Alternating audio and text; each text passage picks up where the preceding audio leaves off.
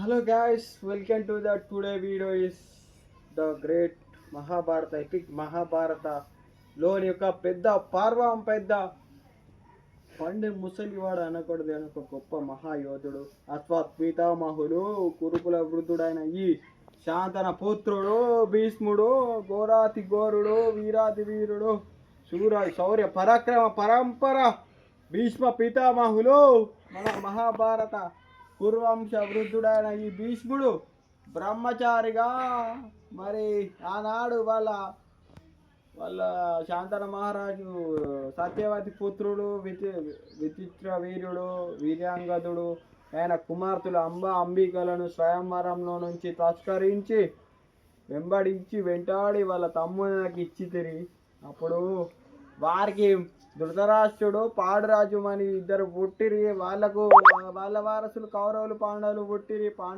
పాండవులు మన ధృతరాష్ట్రానికి కౌరవులు 100 మంది, గుడ్డోడు ధృతరాష్ట్రుడు అంధుడు కురూపి. ఇందువలన ఈ మహాభారతంలో ఒక ముఖ్య పాత్ర పోషించిన మన భీష్మ పితామహులు అశ్వత్ భార్గవరాముడు దర్భను ధనస్సుగా విసిరి మన పరశురాముడితో ఘోరాతి ఘోర యుద్ధం చేసి ఒక ఘోరాతి టఫ్ ఫైట్ ఇచ్చిన భీష్ముడు మరి ఆ రోజు కురుక్షేత్ర సేనాధిపతిగా వహించి ఆ రోజు వాళ్ళు శిఖండితో తన శరీరం అంతా తూట్లు జల్లెడలా పొడిచిన మన బాణాలు మన అర్జునుడు శిఖండిని ముందు పెట్టి వెనుక నుంచి అటాకింగ్ చేసిన అర్జునుడు అయితే ఇది అంపాశయ మీద పడుకున్న ఉత్తరాయం వరకు తన జీవోత్సవాన్ని అలాగే ఉంచిన మన భీష్ముడు చాలా గొప్పవాడు.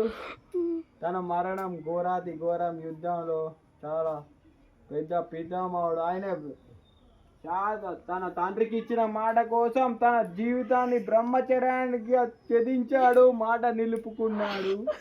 ఆ రోజు అంబాలిక అడిగినప్పుడు నేను ఒప్పుకోను, మా తండ్రికి మాట ఇచ్చినాను, నేను జీవితాంతం బ్రహ్మచారిగా ఉంటానని చెప్పాడు భీష్ముడు.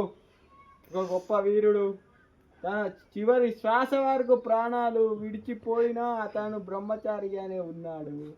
తన మొత్తం బాణాల మీదనే వాడుకున్నాడు. నేలని అంటే తన శరీరం భూమి ఆనలే, మొత్తం బాణాలతో పొక్కలు పడిచిరు, తూర్పు జల్లెడలా పొడిచేది. అందులో మహాభారత యుద్ధం ఒక మహాకావ్యం, మహా అనితర సాధ్యం. వీరాది వీరుడు, ఘోరాది ఘోరుడు, శూరాదిశుడు, స్టారాది స్టారుడు, గ్రేటాది గ్రేటుడు పరశురాముడు కాదు భీష్ముడు. Okay friends, thank you for watching. Subscribe my channel, encourage my talent. Thank you friends.